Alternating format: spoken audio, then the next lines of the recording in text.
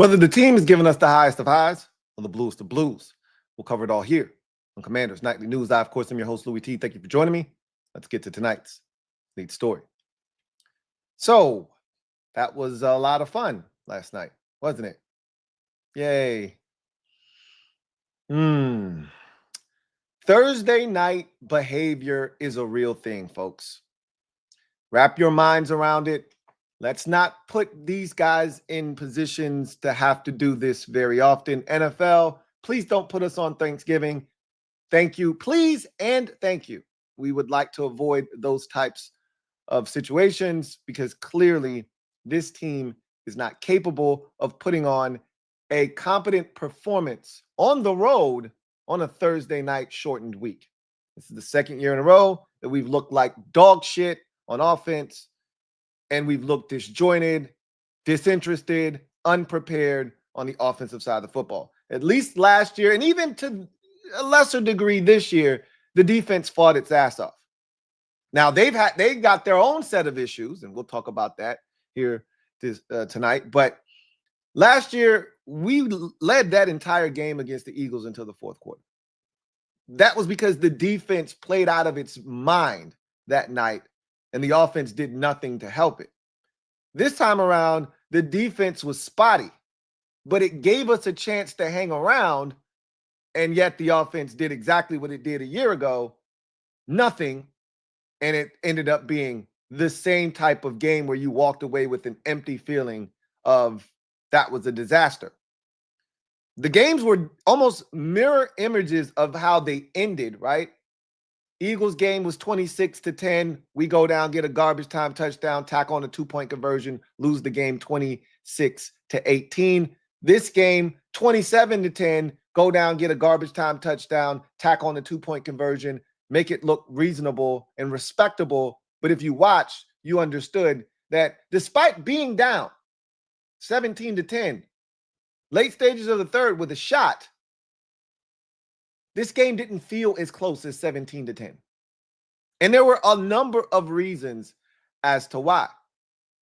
I've already told you what I think about Cliff Kingsbury and Jaden Daniels on a shortened week. I don't really need to go through that whole spiel again. Thursday night behavior is real, folks. It's real. It's a real thing. Like it or not. Okay? But here's something else we have to talk about. The defense. More specifically, Joe Witt Jr. I am not here to give you a soliloquy on why Joe Witt Jr. stinks and we need to get rid of him and find a new defensive coordinator or any of that dumb bullshit that you may hear somebody spewing today. Okay? That's not what I'm here to do.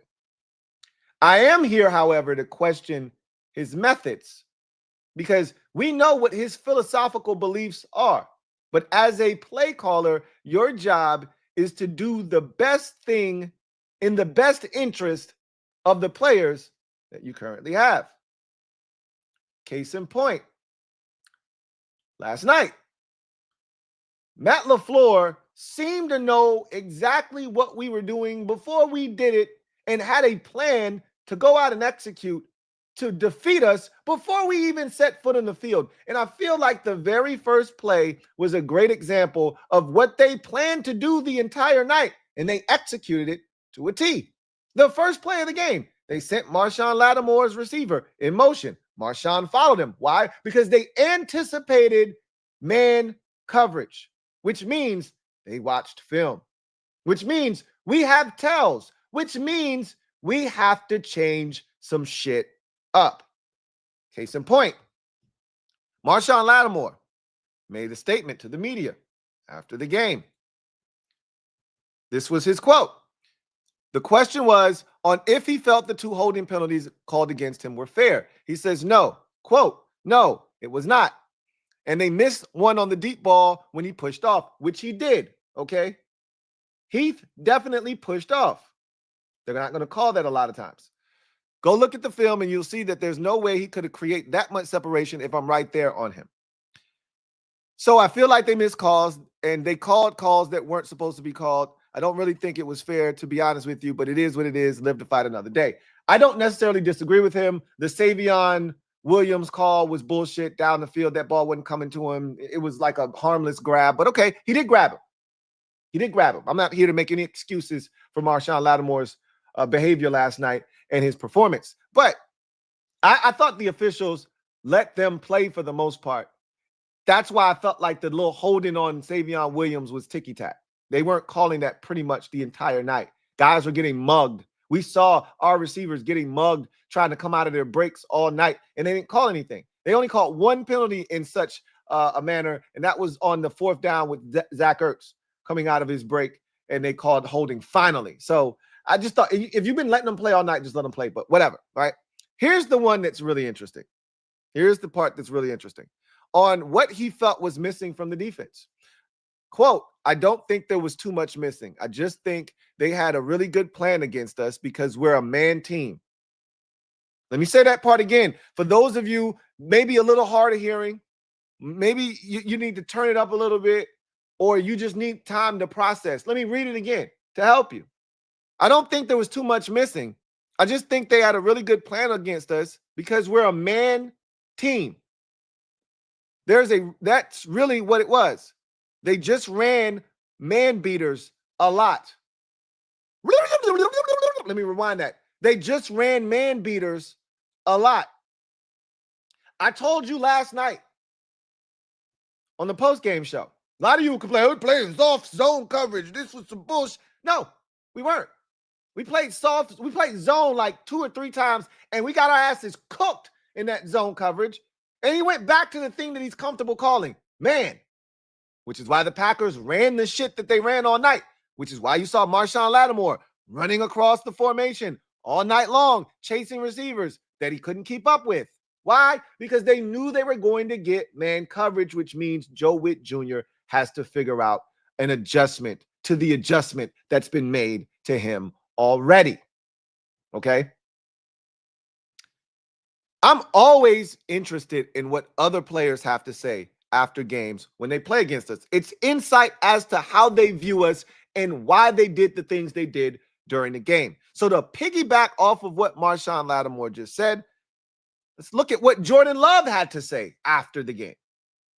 Jordan Love, and I quote, I think that just comes down to the defense we're going against. And this was in reference to a question that asked, why were there so many big plays and why were you so much more aggressive this week than you were last week against the Detroit Lions, where they really didn't take that many deep shots? They hit one to Romeo Doubs. That was it. They didn't really have many more deep shots in that game. He says, quote, I think that just comes down to the defense we're going against, the scheme we're going against, and Matt doing a good job of trying to find ways to just exploit that. And like you said, coming into it versus some of the coverages they were running, we had some opportunities to run by them and take some big shots. I think we just missed on a couple of them, which they did, but it's plays that are there to be made. We've just got to find ways to hit going forward. But it all just comes down to playing off of what the defense is giving us and trying to take advantage when we get favorable coverage or matchups on some of the plays we've got called. Translation, we knew what the hell they were running. We knew we had plays that were going to be able to take advantage of that shit, and we just needed to hit them. I.e., case in point, the rookie, Golden, running straight past both our corner and safety for what should have been a touchdown. Jordan Love just missed him. Or the touchdown that was negated due to a penalty. The play that Jaden Reed got hurt on, which was a touchdown on Quan Martin. They knew they were going to get that look. They called a play. It worked. Only thing that saved us was that Dorrance Armstrong drew a holding penalty. Clearly, they knew they were going to get certain looks, including on a 4th down when we needed to stop. What did they do? They ran a guy in motion, got an easy completion, which is the first play they ran of the game. They knew they were going to get man, and they took advantage of it. That was the theme of the day, taking advantage of man coverage, taking advantage of things that they knew they were going to get. I don't think it's a coincidence that Matt LaFleur devoured Dan Quinn's defense when they were in Dallas in the playoff game, and then he did it again last night, which means they need to go back to the drawing board and figure some shit out, because I'm not going to sit here and I'm not going to sit here and act like I don't think that this is a talented secondary, because I do think it's talented. I'm not telling you it's the world's best secondary. I'm not telling you that it can't be better. I'm just telling you it's not supposed to look like dog shit like it did last night. And again, that could be part of the Thursday night behavior, or it could just be simply that our guys weren't put in the best positions to succeed. We got to figure out what's what, and they got to figure out how to combat that and get better, because last night wasn't good enough. Simply put. We can sit here and talk about how bad the offense was. The offense is going to be fine this season. I'm not worried about the offense. That was a rough showing, but as I said last night, I chalk it up to Thursday night behavior. When you give Cliff Kingsbury a full week to prepare for his opponent, that's not what it looks like. When you give Jaden Daniels a full week to prepare for his opponent, that is not what it looks like. So I'm not concerned, because we don't play on a short week but one more time this season. And that's on Christmas Day. And I'm dreading that now after seeing this performance, knowing that we don't do well in these situations. At least that one will be at home, but I don't know if that's going to make a difference or not. But I know one thing about this team: they're going to bounce back. The offense is going to be better the next time we see them take the field. Can the defense be better? Because again, the tight end has been, and seems like it will forever be a problem until they fix it. And guess what? We got one of, if not the best, pass catching tight end in the entire National Football League coming to town next weekend. You've got 10 days to figure this shit out. And I don't know if that means Kane Madrano, you're up. I don't know if that means Jordan McGee, you get the assignment. But we can't have Bobby Wagner's old ass trying to run with Brock Bowers up the seam. Don't want to see it. Sorry, not sorry. Don't want to see it. Don't want to see Quan Martin getting put in a blender trying to cover a tight end who's giving him a simple bench route to the outside. Don't want to see that. A stem inside, back to the outside, and Quan Martin looks like he just got crossed up by AI. How about we figure out who's going to be able to cover a damn tight end in space and put that guy on the field? Adjustments need to be made. We'll see if that gets done over, and I expect it to. This staff has built up enough equity with me over their tenure to this point to where I expect them to be prepared with 10 days of opportunity to get ready for their next opponent. I expect them to be ready, have this team ready, and I expect them to look a lot sharper than they have in the first 2 weeks. If I recall last year, the first 2 weeks looked very similar. And we had the same record that we have right now after the first 2 weeks last year. We didn't score a touchdown against the Giants. It was sloppy. We had penalties. Does that sound familiar? That sounds like week 1, didn't it? Right? In first game of the season, we got our doors blown off.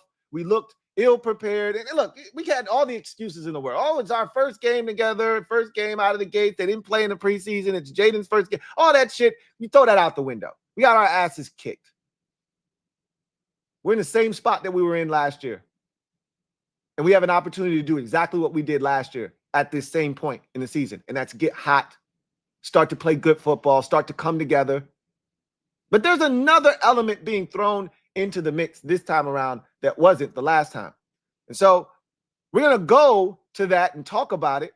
But before we do that, let's go ahead and get a word from one of our sponsors and then come back on the other side and tackle this issue that is going to be a problem if it is not resolved moving forward.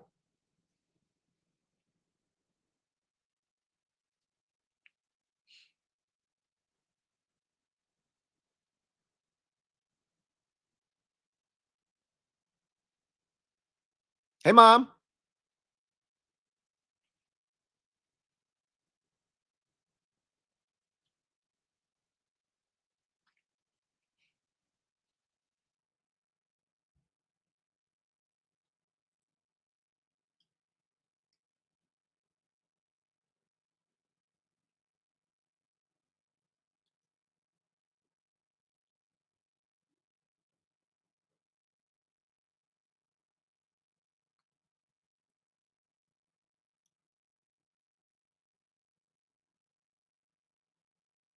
So we move on to in other news, where we find ourselves talking about injuries. last night was rough. But what was a bad game was made worse by the injuries that this team sustained in the game last night. Not only do we need to talk about these injuries because they're significant, but what are we going to do to combat these? What are we going to do to help supplement this roster? Because I don't think the answers are currently here on the roster. You're going to have to look elsewhere. Again, Javonte John Baptiste isn't the answer to Dietrich Wise going down. I'm sorry, not sorry. Noah Brown is hurt again. Is anybody surprised? Raise your hand if you're surprised. This is why I wanted the team to sign Kendrick Bourne. I knew we'd be here at some point. I just didn't expect it to be week 2. But here we are talking about another Noah Brown injury. So let's look at these injuries quickly, and then we'll take a look at the snap counts, and then we'll talk about some things that we can do, right? So Nikki Javala posted this earlier today. The Commanders have lost Dietrich Wise, quad, John Bates, groin, Noah Brown, groin, and now Austin Eckler, Achilles in this game.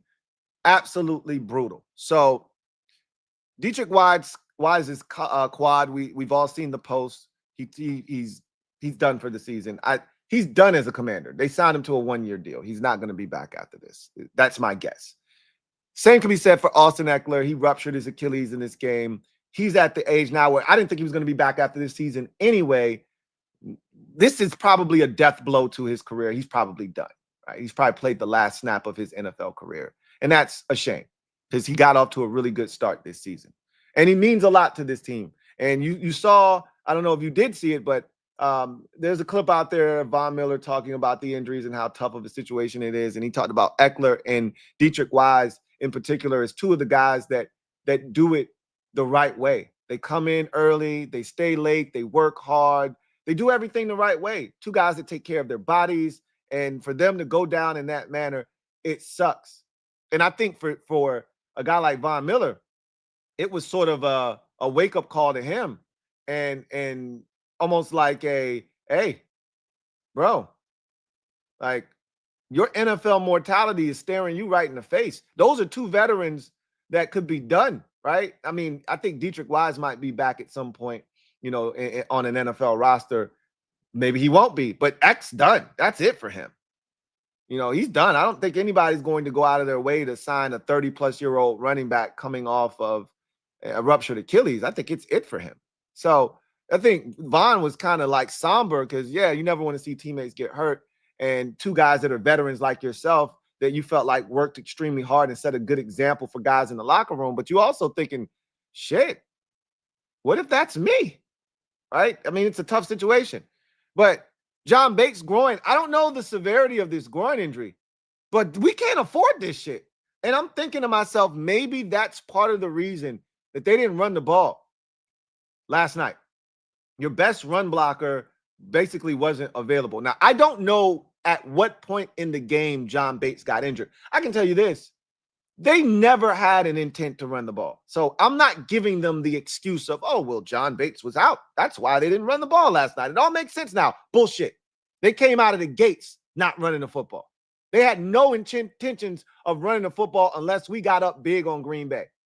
They had no intentions of running the football last night. That was malpractice. That bullshit-ass script that Cliff put together last night, that bullshit-ass game plan he put together didn't include the run. Wasn't a part of what he was thinking was going to help us beat the Green Bay Packers last night. I don't know what the hell he was thinking. But Bates being out definitely doesn't help us in the run game. That shit is a mess. We've been goddamn glazing, and I'm not ashamed to say it. We've been glazing John Bates for the last month about how good he is. And you got guys like Baldy out there talking about how good John Bates is because we know he's the best in the business. We can't afford to lose this man.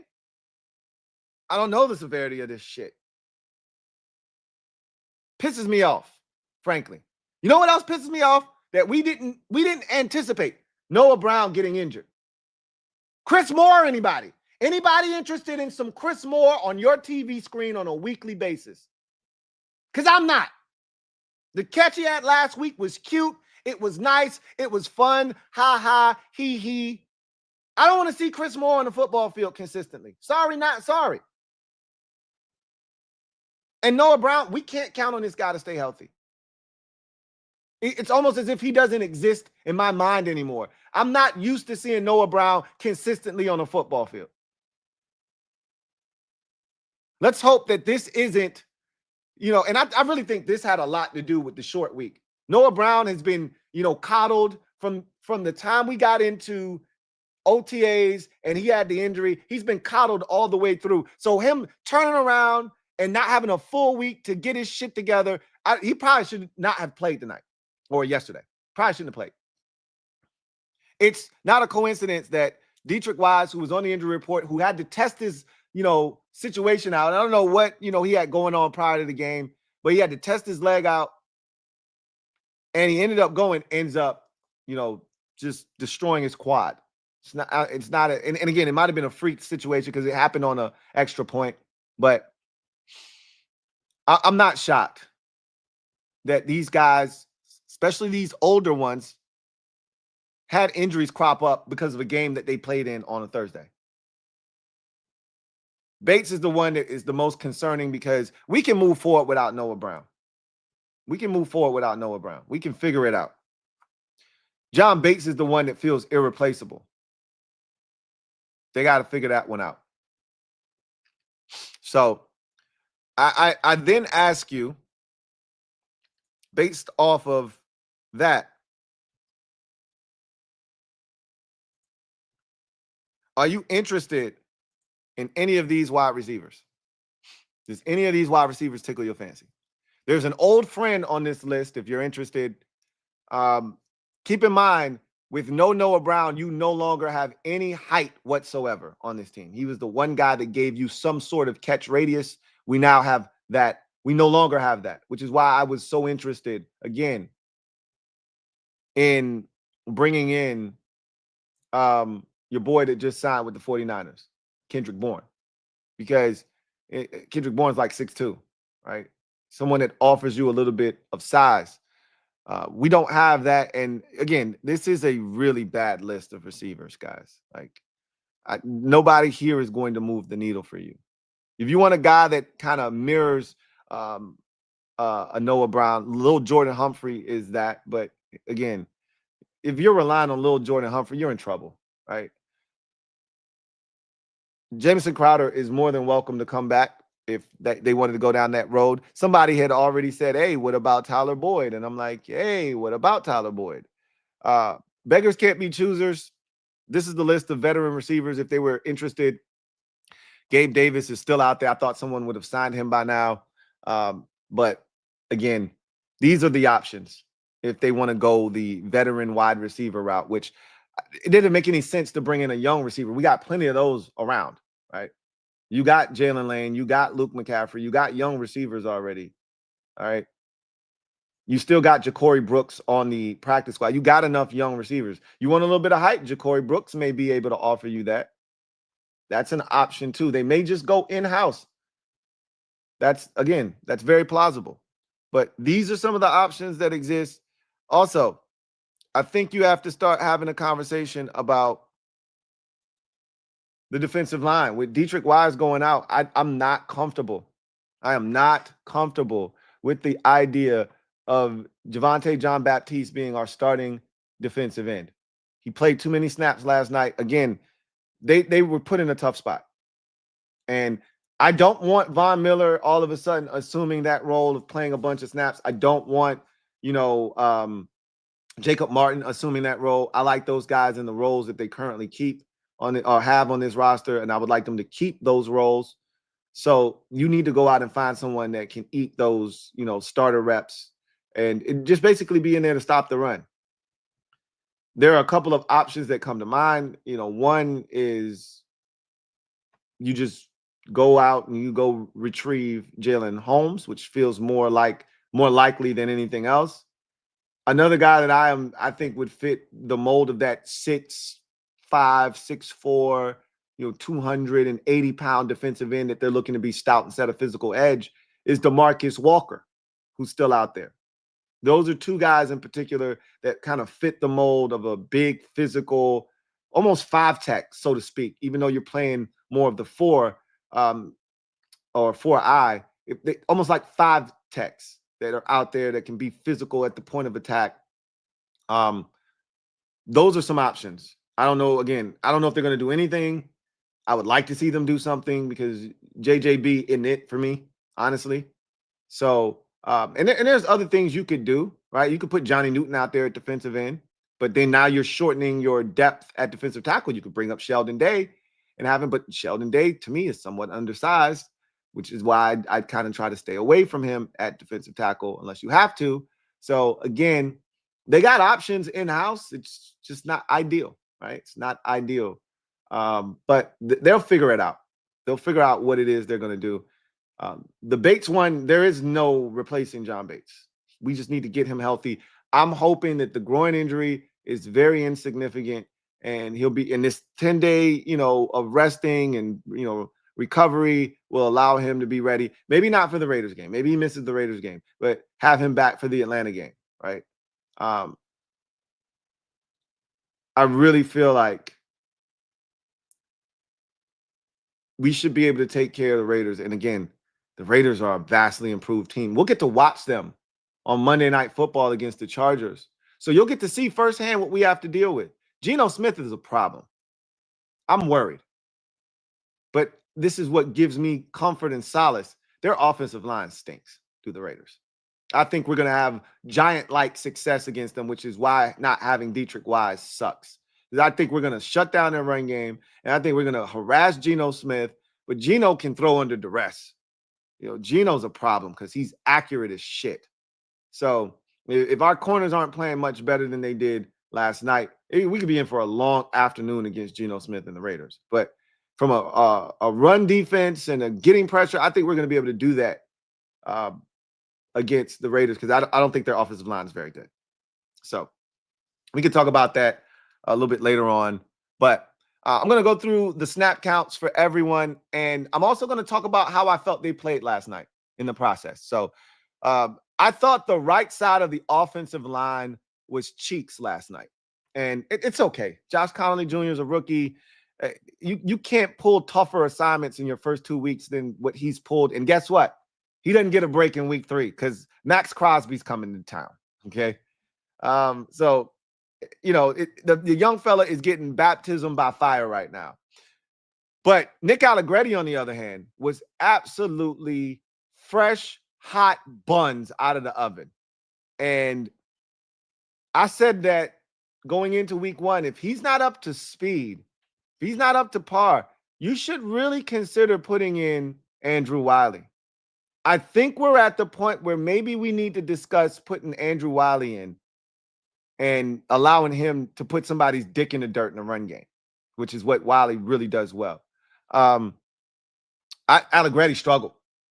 That's the second week he had a penalty. He was run by quite a bit throughout the game. That right side was really, really, really bad on Thursday night. So Connolly, again, not killing a young fella. I'm just not. He's just got to take his lumps, and hopefully he'll come through on the other side better because of it. Tunzel was his normal, reliable self. Allegretti, as I mentioned, he struggled last night. Biotish, his normal, reliable self. Jaden struggled last night. I don't think he saw the field well. I think he was under duress, and I think he was ill-prepared. Again, I think Jaden and Cliff fall into the category of two guys that need preparation and reps during the course of the week. When they don't get them, they're not themselves. It's the equivalent of them being hungry. You're not yourself when you're hungry. Grab a Snickers. They weren't themselves last night. They weren't prepared. That's your end result. Thursday night behavior is a real thing, folks. Terry McLaurin, he was fine last night. I mean, a lot of people are going to dog him because he didn't get open. It didn't matter if he got open last night. Even when he did get open, Jaden was skipping the ball to him and shit like that. I mean, it was rough because the pressure was there. And so, Terry was fine. He had 5 catches, almost 50 yards. He was fine. If you ask me, they didn't do enough to get him the football. But Ertz, his normal, reliable self, Debo, again, those two have been the two best players on the offense the first 2 weeks of the season. Ertz and Debo have, right?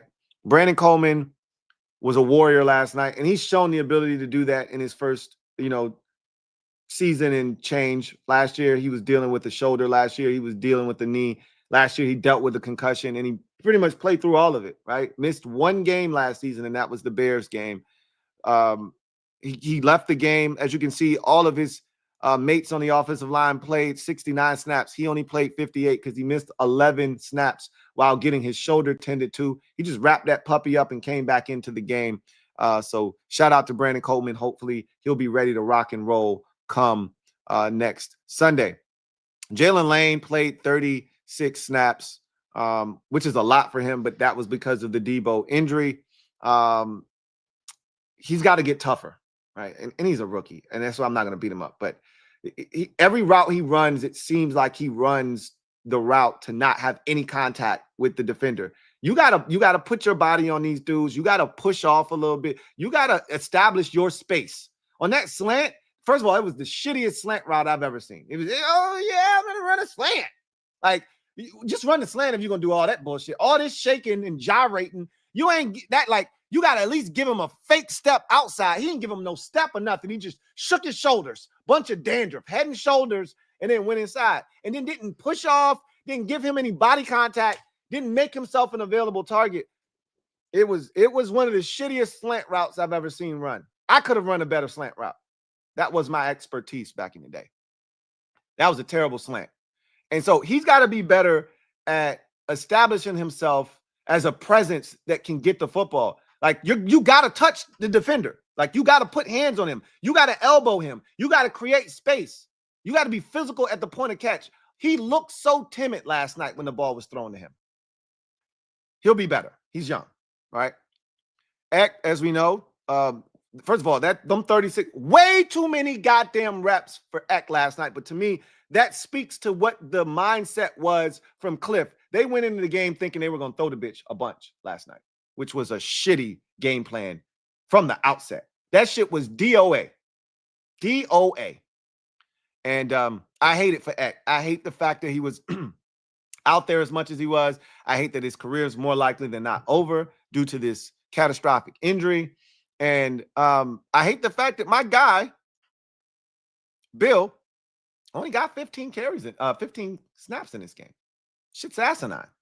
The fact that Jeremy McNichols got more snaps than Bill last night, I don't know if that's telling. I don't know if I should read into that. I told you, I'm going to be one pissed off fan if you trot out 26 as your starting running back next week against the Raiders.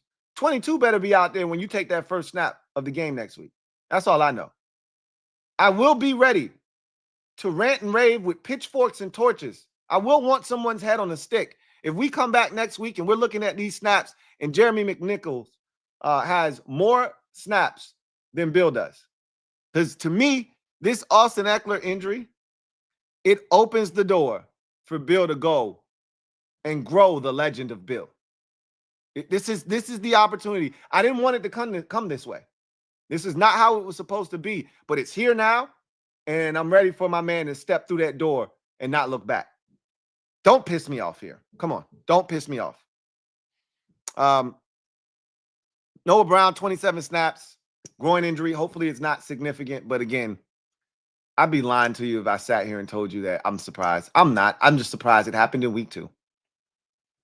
I mean, this guy can't stay healthy to save his life. Luke McCaffrey, 16 snaps. Hey, Luke with a 2-point conversion catch. He actually touched the ball while being in the end zone, and it wasn't a touchback. Shout out to my guy Swaggy P for that line last night.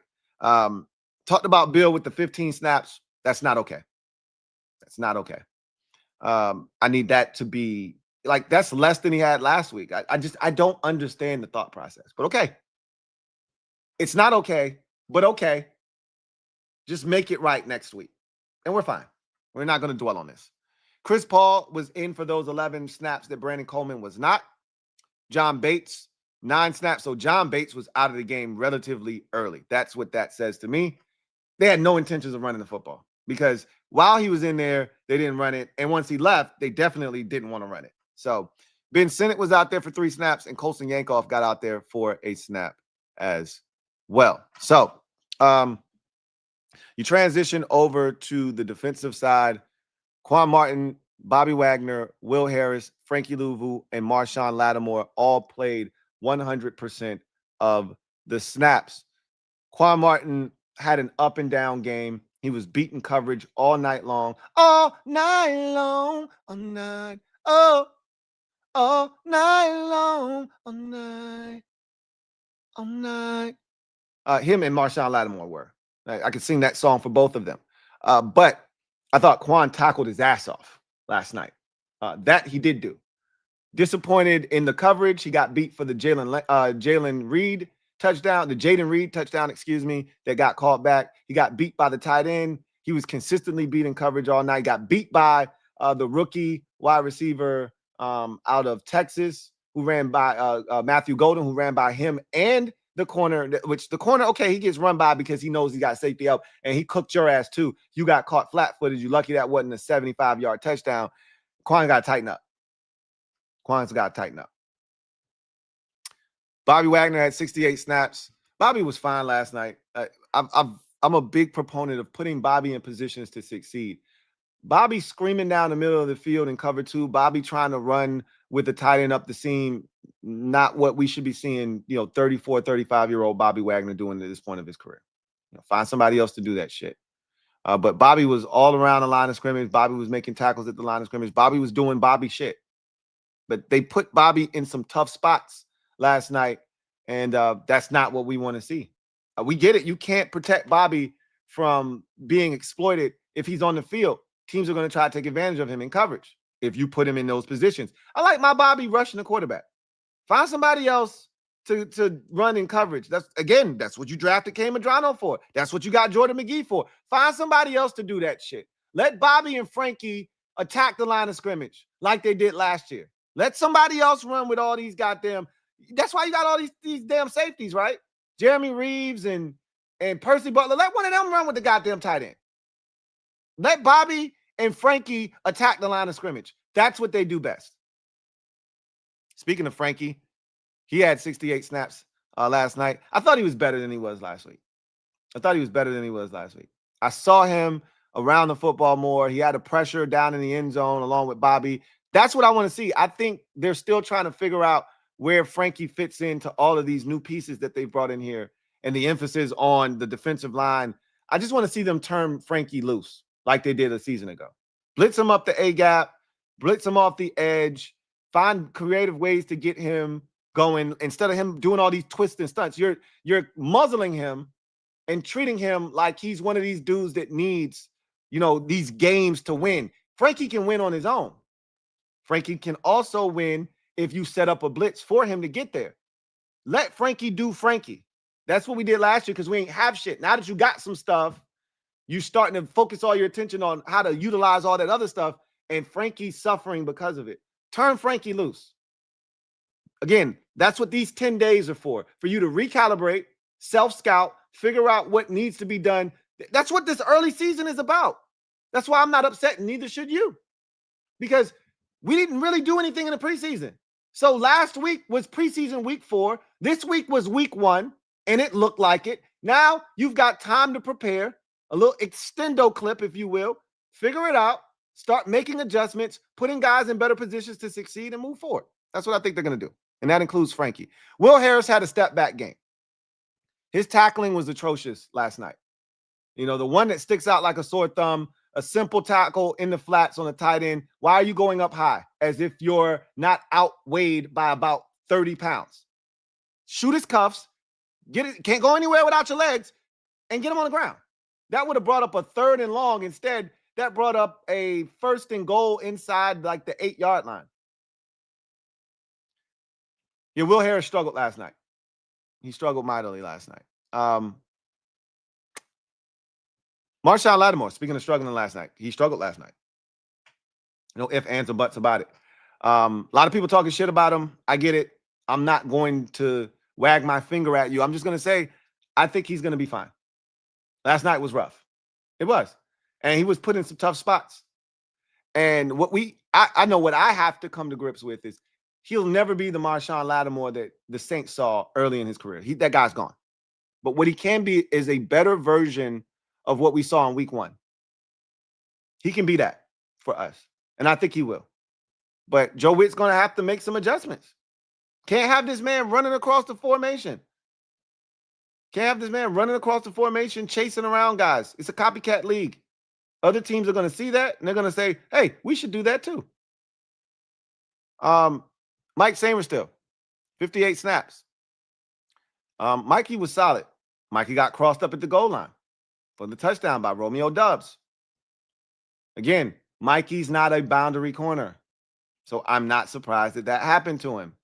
It sucks because that should have been Trey Amos. If it was, I don't think that touchdown happens. But again, credit Matt LaFleur for identifying a matchup and going after it and attacking it. Mikey didn't know where the football was on that first deep ball on the first possession. Could have easily been a touchdown. He was looking up and the ball was already past him. He had no idea where it was, but he was in good position. This is why we don't get turnovers, because our guys don't even know where the damn ball is. That's another thing for you out there, that ball is not life for us. You shouldn't be thinking about a turnover being forced by this defense ever. Get that shit out of your mind. We don't create turnovers. We don't even do. What is a turnover? How do you do it? And do they even exist? Are them shits real? Turnovers feel like a goddamn myth. I saw the nastiest statistic about us not forcing a turnover in the first 2 games. It's the first time this organization hasn't forced a turnover in the first 2 games since 1968, 1969. We thought Dan Quinn and Joe Witt were going to show up and we were going to get turnovers in bunches, an abundance of turnovers.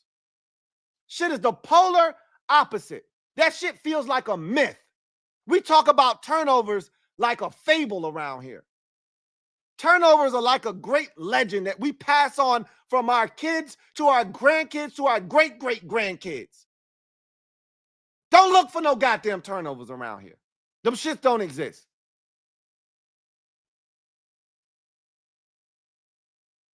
Deron Payne, Dorrance Armstrong, Javon Kinlaw, all them shits, all those guys I thought were solid. Like, they did exactly what I thought they were going to do. They stopped the run. They were physical up front.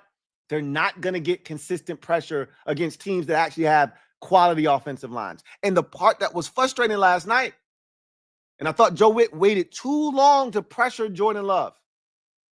He waited too long. He should have pressured his ass from the first quarter. He realized we're not getting pressure with 4. He should have said, okay, I got to go after him. Can't let Jordan Love, because Jordan Love, if he sits back there, he's going to carve you up. You saw it. If you pressure him, he'll do some dumb shit. You saw when we started pressuring him, throw the ball away. And that's not dumb shit. But he'll panic if you can get to him. We just waited too long. We got off the field pressuring Jordan Love. Just took him too long to figure that out. Like, understand who Deron Payne and Javon Kinlaw and Eddie Goldman and these guys are. They're not going to win consistently. The part that was frustrating is that the Packers had backup offensive linemen in the game, and we still couldn't take advantage of it. That sucked. That sucked. But they stopped the run. They did what they were supposed to do. So, Trey Amos came out of the game for a little bit. I'm so glad he came back. He's our best corner, and it's not close. Like, it's Trey Amos, take about 4 or 5 steps, and then you get to Mikey Samerstill, take another 2 steps, and then you get to Marshawn Lattimore, and then the 2 dudes on the bench. Like, he's by far and away our best corner. Eddie Goldman, I thought he was solid. Thought he played the run well. Thought he was square, as DQ likes to say. Jacob Martin, Von Miller, they hustled. They both got a half a sack last night. So I like, I like what they do. I like their role. That's 23 reps. Last week it was 26. This week it was 23. I like their roles, which is why they can't start. You got to find somebody else to do that shit. That's what they are right there. 23 reps for both of those dudes. Javonte Jean-Baptiste ate all of the starter reps that were missed from Dietrich Wise, and I don't like it. I don't want to live in a world where Javonte Jean-Baptiste is a starter. Last night, he was thrusted into the scene, and I get it because this is what your situation was. You have time to figure out what's a better option. Make it happen. Johnny Newton, 16 reps. Non-factor really last night. Non-factor last night. Jonathan Jones came in there because of the injuries.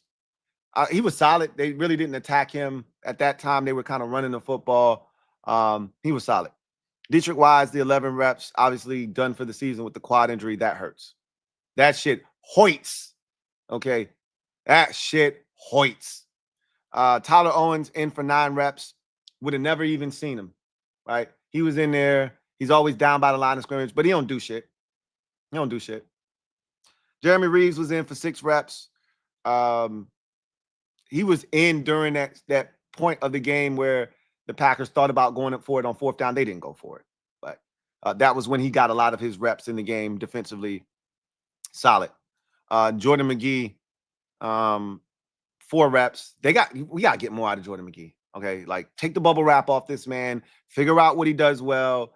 And let's get, like, you can't talk us to death every year in the offseason about how impressive Jordan McGee is. We get to the regular season and this man can't get on the field.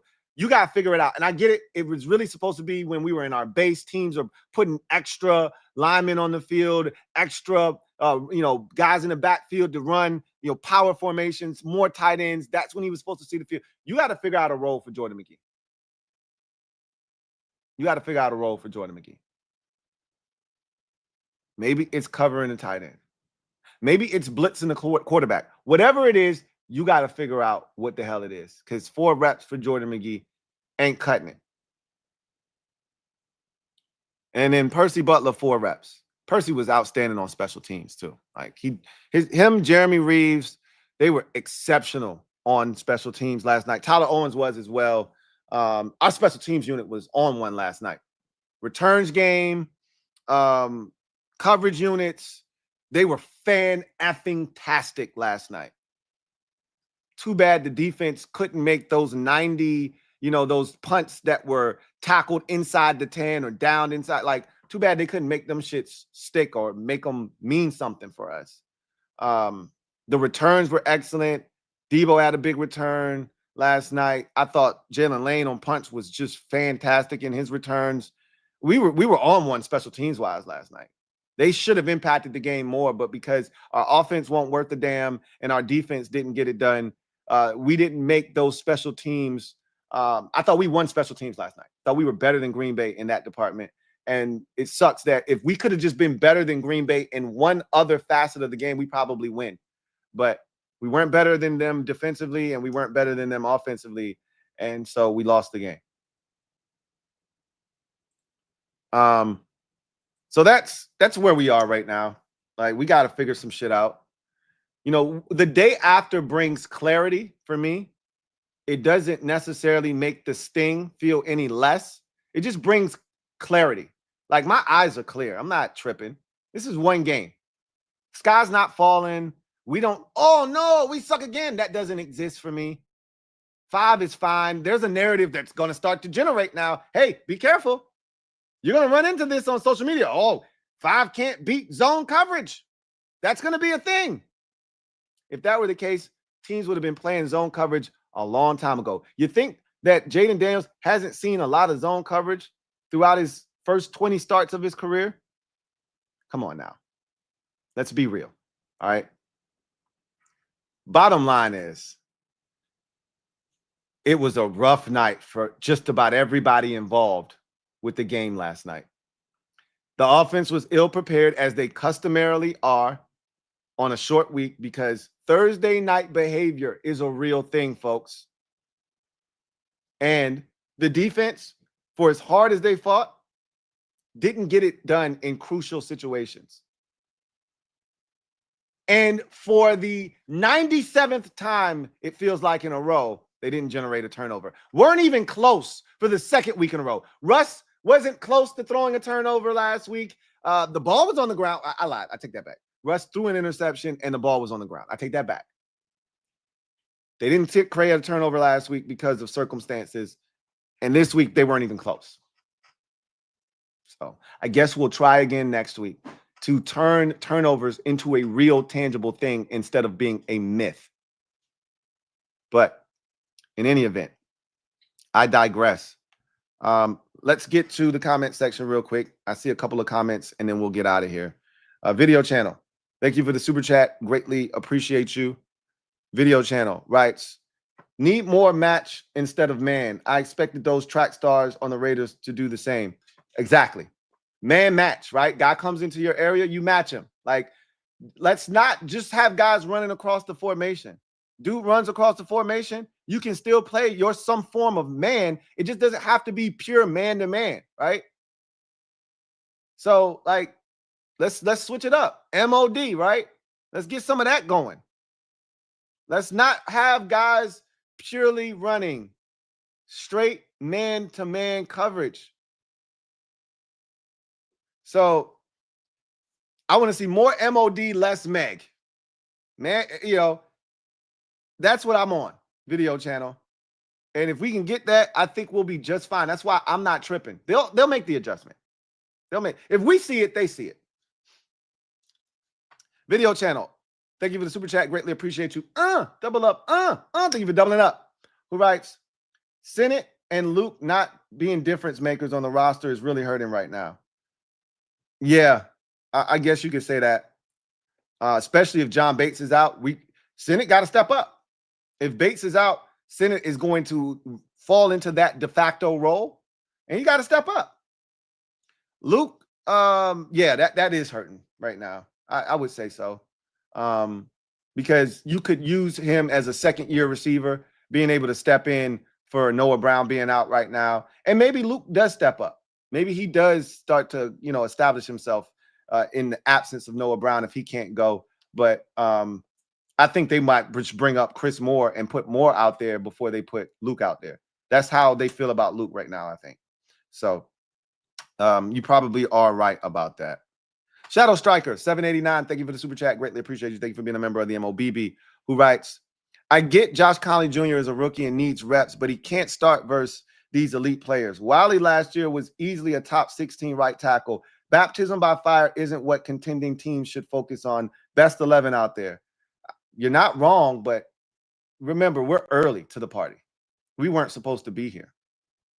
We essentially, because of Jaden Daniels' rise to superstardom and ascension, we jumped the line. We skipped steps. We're really year 2 of a recalibration. Thus, you should be able to develop young players in year 2 of a situation where you came in and essentially blew the shit up and rebuilt it from the ground up. You just were able to build a lot faster because of Jaden Daniels. So while I hear what you're saying, and if you have Super Bowl aspirations, which we do, you should probably put your best 11 out there. But if you're going to try to simultaneously get your young guys up to speed while contending, I love that model better than just saying, hey, young fella, you can't play right now. Just watch. That's not going to help him. When is a good time to put a young guy on the field to get better? What, you going to do it next year when we feel like we should be Super Bowl contenders even more so? No, you can't do it then. Now's the time. There's no time like the present. Don't put off for tomorrow what you can do today. That's what a wise man once told me. So I'm not interested in Josh Connolly taking a seat because he's struggling against elite talent. If he's struggling against bums, that's a different issue altogether. And now we can have a conversation about maybe he just ain't it. And maybe we need to kick him inside the guard or something like that to try to get some kind of usage out of him. But he's struggling against elite pass rushers. Hopefully it makes him better. Like, I equate it to swinging a bat with the donut on it, right? If you play baseball, you put a bunch of donuts on the bat, right? Make that shit heavy as hell. You swing that bitch a couple times, and then you take those donuts, you slam that bat down, those donuts come off, and then you swing that bat, and that shit feels like you're swinging a toothpick. He's swinging the bat right now with a bunch of donuts on that shit. That bat is heavy as hell. After Max Crosby next week, he should be able to take that bat, hit that bitch on the ground, all those donuts fall off, and then swing that bitch with ease against those pass rushers he'll see moving forward. And then maybe when he sees those guys again and those 96-mile-an-hour fastballs come at him, he'll be ready to knock them shits out of the park. That's the hope. Random Call. Thank you for the super chat. Greatly appreciate you. Random Call writes, I'm not willing to accept Thursday behavior with Cliff. Running 13 times was a choice. And not using Bill was malpractice. We avoided our strength. I'm not absolving him of wrongdoing. That is not what Thursday night behavior is all about. That is not an excuse to allow him to be to come to the table with bullshit. I'm just stating what is the obvious right now. He doesn't do well in these situations. We had a game against the Eagles in the NFC Championship. And again, maybe he felt like our best mode of success was through Jaden because the Eagles stopped the run and they did stop it at a high clip last year. And maybe he didn't think we could be successful on the ground. Okay, cool. But I felt like we needed to try to establish some sort of run against the Eagles, and we just didn't, right? Same thing here against Green Bay. We needed to establish, and they're not a dominant run defense either.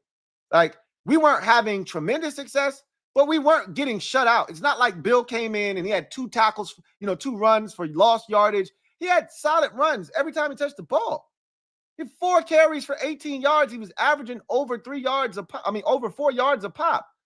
I don't understand why, one, he wasn't on the field, and 2, why he wasn't getting touches in a game that you were never out of until it was 27-10, which didn't happen until well into the fourth quarter.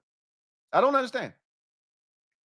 I'm just baffled at why they felt like Austin Eckler was the better option to put on the field and why he had to be out there for over 30 snaps. And Bill only 15. I don't get it. But yes, the Thursday night behavior is a real thing. Again, whether you want to accept it or not my issue, but that's a real thing. But these are separate entities.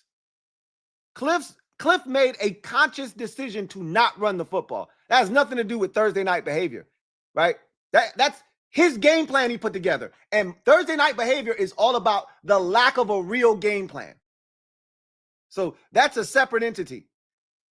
Thursday night behavior is they're not prepared.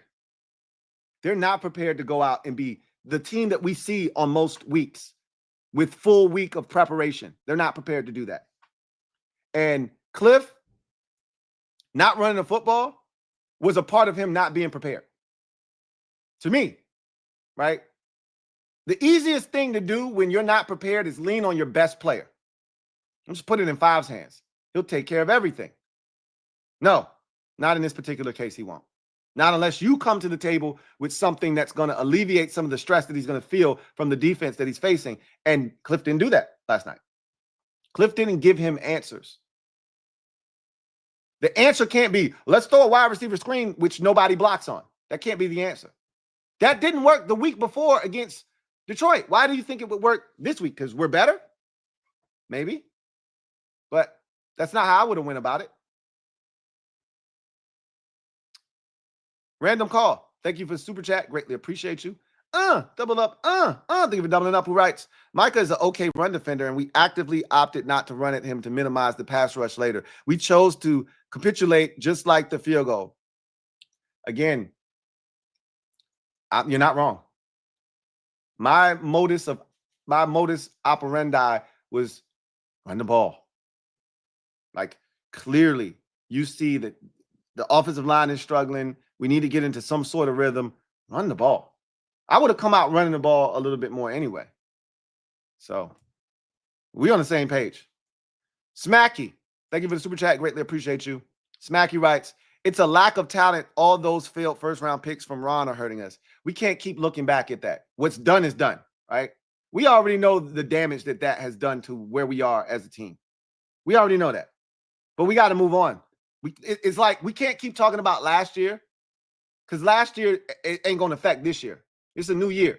We can't keep talking about what Ron and company did to tear this shit down and force us into the position that we're in now. We know about that. We talked about it last year. We talked about it the year before that. We know where we are. We know what the situation is. We got to move forward, right? A wise woman once told me, don't talk to me about the problem. We know what the problem is. All right. We've already established the problem. Talk to me about solutions. I'm a solutions-oriented guy.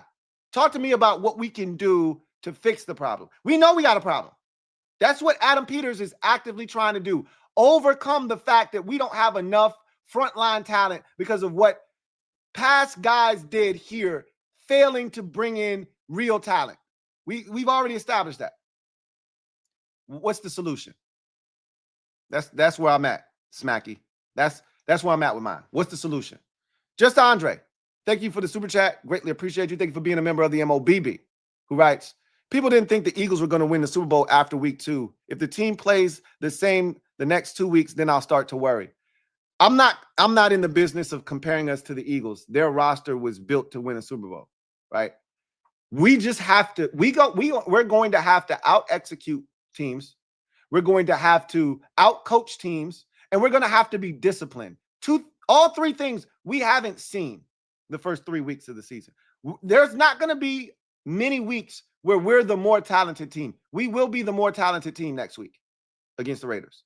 We will not be the more talented team, more likely than not, in my mind at least, when we play the Atlanta Falcons in week 4.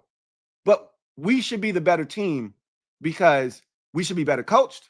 Because we saw Raheem Morris shit last year. He's not a better, he's not a better game manager than DQ, right? We should be better coached in that game. We should be able to out-execute them, and we should be more disciplined, or at least that's what you hope. That's how we're going to beat teams. We haven't seen that the first 2 weeks. That's the part that's been a little bit disheartening to me. But I expect that to get better. Just Andre, thank you for the super chat. Greatly appreciate you. Double up. Thank you for doubling up. Who writes, JD5 is not slumping. The Pat rushed 4 and sat back. None of the receivers were getting open, and play calling was bad. They were the better team. It happens. Oh, they blitzed too. They came after him a little bit. They mixed it up. They did a really good job with what they did. But I don't think he saw it well last night. But again, he's a guy that is big on preparation, big on watching film, big on needing to know the answers to the test. That's why Thursday night behavior is real for Jaden too. He's a Kobe Bryant guy. He likes to be over-prepared for his opponent. Thursday doesn't allow you to do that, especially a Thursday on the road. As his career continues to further, I think he'll get better on Thursdays. I do. I don't think this is a forever thing. For right now, he's young. He's still a young player. We're talking about a guy that has 20 career starts under his belt. If you include the playoffs, I think it's what? He had 17 starts last year. He had 3 in the playoffs, 22 combined starts, 19 starts in the regular season. This guy's still young. He's still a puppy. He's still learning. He'll get better. But right now, he needs all of the week's preparation to be prepared. Clearly, he doesn't get that on a Thursday. Random Call. Thank you for the super chat. Greatly appreciate you. Random Call writes, appreciate the patience with us. I'm pissed, LOL. I'm used to doing this every single year. No worries, Random Call. Every year, our fans crash out. I get it this year more so than most years because we have real expectations and aspirations this year. So with those expectations, with those aspirations come more investment emotionally as a fan. I get it. I've been here, done it a million times. So I understand your frustration. And I'm going to continue to be the voice of reason until there's no reason for me to be the voice of reason. And you'll know, because I'll tell you. We're nowhere near there. Trust me. And as long as we got 5, I think I will always be able to convince myself that there's a silver lining and there's greener pastures on the other side of this brown Bermuda grass, right? I expect us to be so much better next week against the Raiders. As should you. Anyway, I digress. That's going to do it for me. Enjoy your weekend. You get to watch all the football you want and not have to stress. Or you can say, man, that football this weekend, I don't want to watch none of that shit. I'm going to enjoy outside. I'm going to enjoy my family. I don't want to watch no damn football. I'm pissed off. Whatever that looks like for you, whatever the weekend looks like for you, enjoy it. Enjoy it. I'm going to watch as much football as these eyeballs can stand this weekend. Get really comfortable with all these goddamn teams, including our next two opponents. You should be watching them. Both of them are on primetime TV. Falcons are on Sunday Night Football. Raiders are on Monday Night Football. You should be looking at the next two opponents and scouting to see what it is we're up against. But just as I always tell you, I'll be doing that so you don't have to. But I always advise you, do your own work for yourself. But in any event, enjoy the weekend. Take care. Relax. We're fine. The sky is not falling. We had a bad game, and that is all it was. One bad game. Thursday night behavior is real. We're going to pick ourselves up off the canvas, dust ourselves off, and come back out swinging in week 3 versus the Raiders. Enjoy the weekend. I'll see you on Monday. Take care. Peace. Here comes the diesel. Here comes the diesel. There's the snap. Hand to Riggins. Good hole. He's got the first down to the 40. He's gone. The